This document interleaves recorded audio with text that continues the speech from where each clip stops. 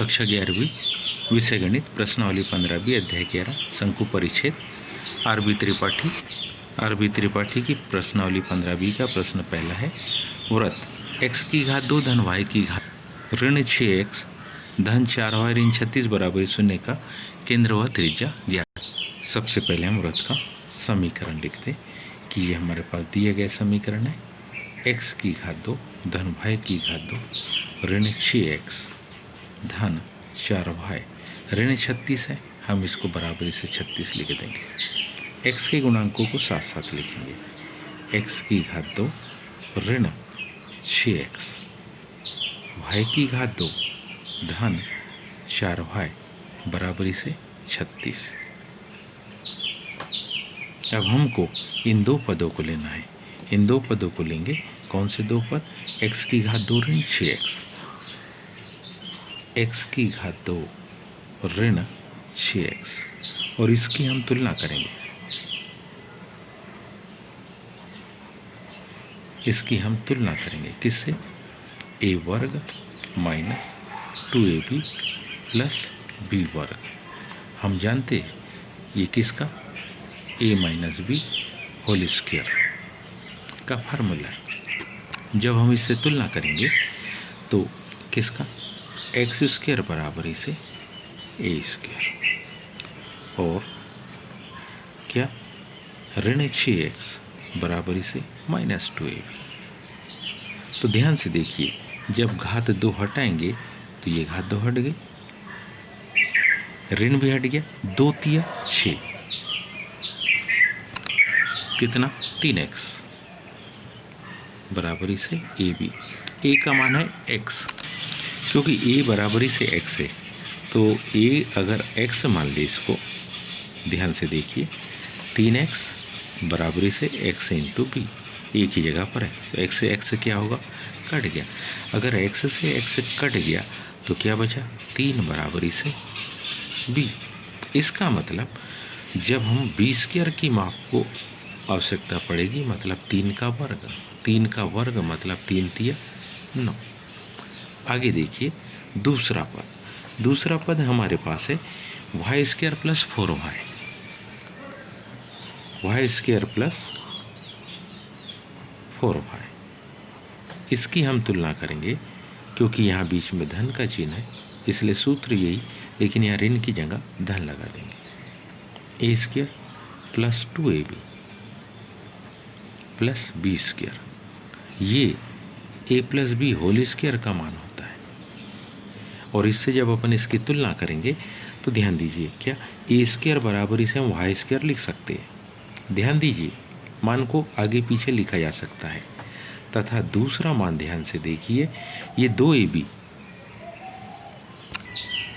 तथा 2ab बराबरी से क्या? 4y। अब इसका मतलब जैसे हम घात 2 इधर से हटाएंगे तो ये हो जाएगा a बराबरी से कितना? y तथा इस 2 से इसको काट देंगे, 2 दूनी 4, तो किसका मान? ab का मान कितना? 2y। a का मान y है, अगर यहाँ y रख के देखो तो क्या? y इंटू बी बराबरी से 2y। क्या होगा? y से y कट गया, मतलब b का मान कितना हो गया? 2। b का मान तो हमारे पास 2 आ गया, लेकिन हमको यहाँ पर किसकी? b वर्ग की जरूरत पड़ेगी, तो हम लिख सकते हैं क्या? b वर्ग बराबरी से 2 का वर्ग और 2 का वर्ग मतलब 2 दूनी 4। तो कहने का मतलब है इस समीकरण के दोनों पक्षों में को अगर पूर्ण वर्ग बनाना चाहते हैं, इन पदों को, कौन से? x वाले पद और y वाले पद को पूर्ण वर्ग बनाना चाहते हैं तो क्रमशः 9 और 4 को दोनों पक्षों में जोड़ना पड़ेगा। तो कहने का क्या मतलब? हमारे पास समीकरण है x की घात 2 धन y की घात 2 ऋण 6x धन 4y बराबरी से 36 के दोनों पक्षों में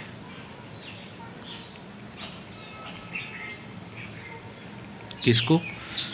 9 धन 4, दोनों पक्षों में 9 धन 4 को क्या कर रहे हैं अपन? जोड़ देंगे और कुछ स्टेप के अनुसार जोड़ेंगे। कैसा? x की घात 2 फिर ऋण 6x यहाँ जोड़ेंगे 9 को, y की घात 2 धन 4y यहाँ जोड़ेंगे 4 को, दाहिनी ओर भी 36 में 9 और 4 दोनों को क्या कर दें? जोड़ दें। इसको हम क्या लिख सकते हैं?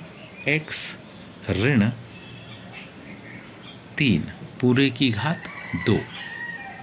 इसको हम लिख सकते हैं y धन 2 पूरे की घात 2 और इन तीनों का योग यदि ध्यान से देखें तो ये आ गया कितना?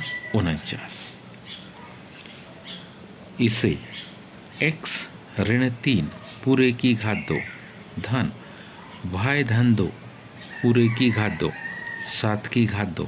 अब इसके हम कंपैरिजन करेंगे। इसके हम क्या करेंगे? कंपैरिजन करेंगे हमारे जो बेसिक फार्मूला है उससे। तो फार्मूला क्या है हमारे पास?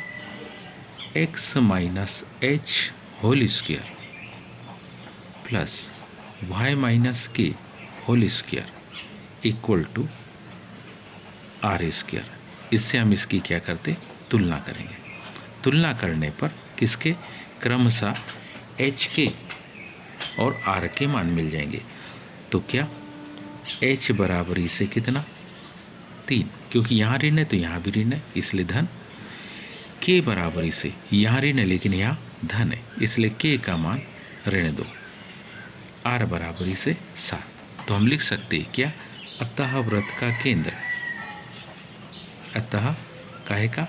वृत्त का केंद्र जो होता है वो एच के होता है। एच और के का मतलब 3 कामा ऋण 2 तथा वृत्त की त्रिज्या ये आर के बराबर होती है। R means 7। ये तो पहली विधि से अपन ने इसको हल किया। इसी को हल करने की एक और मेथड थी, आइए उसको अब हम देखें।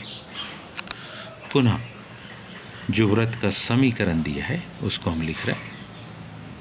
वृत्त का समीकरण हमारे पास में है x की घात 2 धन y की घात 2 ऋण 6x धन 4y ऋण 36 बराबरी से 0। अब इसकी हम सीधे सीधे क्या करेंगे? तुलना करेंगे। इस समीकरण की हम सीधे सीधे तुलना करेंगे। तो इसकी तुलना करेंगे किससे? दूसरा वृत्त का समीकरण जो सूत्र है x की घात 2 धन y की घात 2 धन 2gx धन 2fy धन c बराबरी से 0। इससे हम इसकी तुलना करते हैं। जब तुलना करेंगे तो ध्यान से देखो 2g का मान किसका मान? 2g का मान किसका? 2g का मान किसके बराबर? ऋण 6 के बराबर। 2f का मान 4 के बराबर और c का मान ऋण 36 के बराबर। इससे हम g और f को निकाल सकते। 2 का भाग देंगे तो g का मान आ जाएगा ऋण 3, f का मान आ जाएगा 2, c तो यथावत रहेगा। इसके आधार पे हम वृत्त का केंद्र लिख सकेंगे। तो वृत्त का केंद्र, जो वृत्त का केंद्र होता है वो होता है ऋण g कामा ऋण f के बराबर। ऋण g का मतलब ऋण ऋण धन 3 और ये ऋण 2। अब वृत्त की त्रिज्या देखेंगे। तो वृत्त की जो त्रिज्या का एक सूत्र है उससे ध्यान से देखिए। अतः काहे की वृत्त की त्रिज्या, यदि वृत्त की त्रिज्या के फार्मूले को देखें तो वह फार्मूला है करनी के अंदर g की घात 2 धन f की घात 2 ऋण c के बराबर। यहाँ सारे मानों को लिखेंगे तो वृत्त की त्रिज्या आपको मिल जाएगी g का वर्ग। किसका वर्ग? g का वर्ग मतलब ऋण 3 का जब हम क्या करेंगे? वर्ग करेंगे। f का वर्ग मतलब 2 का वर्ग और ऋण सी का मान ऑलरेडी ऋण है, ऋण 36। इसका हल देखिए तो इसके हल में आपको मिलेगा 3 तिया 9, 2 दूनी 4, ऋण और ऋण धन 36। ये जो आर आपको मिलेगा कुछ इस प्रकार से, तो आर बराबर इसे हम लिख सकते हैं 36 और 4 40 और 9 49, और 49 का वर्गमूल आ गया कितना 7 इकाई। तो अपन ने 2 मेथड देखी। एक मेथड थोड़ी लॉन्ग थी जिसमें बिना फार्मूले की सहायता से मान निकाला, और दूसरी विधि जिसमें अपन ने फार्मूले की सहायता ली। उम्मीद है आप सभी को ये दोनों मेथड समझ में आई होगी। आज के लिए इतना ही। शेष काल धन्यवाद।